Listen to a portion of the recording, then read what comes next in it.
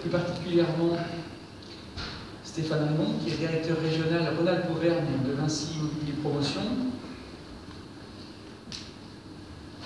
Pascal Ornung, le directeur général de l'établissement public d'aménagement de Saint-Étienne. Saluer Georges Ziegler, premier vice-président du conseil départemental et de l'établissement public d'aménagement.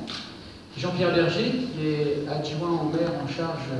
notamment du développement durable, du logement et de la politique de l'habitat. L'ensemble du personnel de l'établissement public est avec nous pour vous annoncer une très bonne nouvelle. Et j'avoue que je suis très heureux qu'il y ait quelques instants seulement, le directeur général et M. Raymond aient signé la vente du terrain qui fait face à la gare TGV de Château-Creux, qui jouxte le siège mondial du groupe Casino, qu'on connaît comme une friche depuis plus de 10 ans, et qui va permettre de donner à ce quartier de la ville, encore une fois, face à la gare qui accueille, je le rappelle, plus de 12 000 passagers, visiteurs par jour, donc un lieu emblématique dans une ville,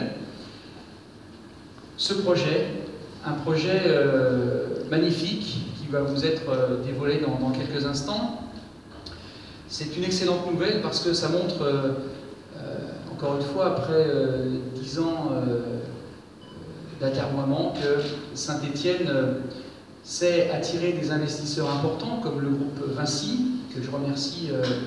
pour sa détermination et sa persévérance, puisque ça fait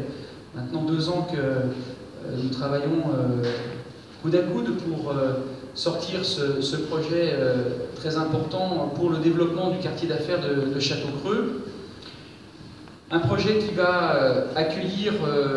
900 emplois supplémentaires, qui va venir s'agréger aux 7000 qui sont déjà présents dans le quartier d'affaires, plus de 200 nouveaux habitants, après avoir accueilli les programmes de White Carbon et de Cap City. Un investissement conséquent qu'a décidé de faire le groupe Vinci à Saint-Étienne, puisque c'est plus de 70 millions d'euros qui vont être investis dans ce projet. Et il est certain que ce nouvel ensemble d'une architecture très singulière, qui est signée par Combarel et Marek de l'agence ECDM, une architecture qui est remarquable et qui va renforcer l'image et la notoriété de Saint-Étienne comme capitale, je le rappelle jamais assez, comme capitale française du design. C'est véritablement, compte tenu de la surface de ce projet, un morceau de ville nouveau qui va être installé dans ce quartier de Château-Creux avec 14 500 m² de bureaux, 4 300 m² de logement, 6 000 m² de commerce et de services dont les travaux vont démarrer dès le mois de septembre. Alors je voulais évidemment très sincèrement remercier le groupement Vinci Cardinal,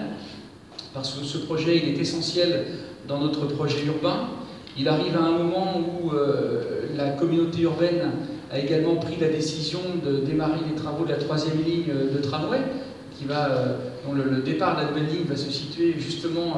à la gare TGV de Château-Creux. Et ce programme va contribuer également à améliorer l'image de la ville, et c'est la raison pour laquelle également la ville de Saint-Étienne, avec l'établissement public, a souhaité aménager l'avenue d'Enfer Rochereau, qui est une entrée de ville quand on sort de la gare TGV jusqu'à l'hypercentre, place d'Orient et hôtel de ville. Des travaux qui vont démarrer de manière concomitante dès la rentrée 2016 et qui se poursuivront jusqu'au printemps 2017, avec évidemment la finalisation de ces travaux d'aménagement public en fonction de l'avancée des travaux du programme de cet immeuble qui, je le rappelle, succède à la présence du siège de la Poste et de l'usine Base qui ont déménagé, je vous dis maintenant, il y a plus d'une dizaine d'années. Donc c'est une très très bonne nouvelle et je vais maintenant passer la parole à Stéphane Raymond pour qu'il nous présente eh bien, le détail de ce programme et les partenaires avec lesquels il travaille.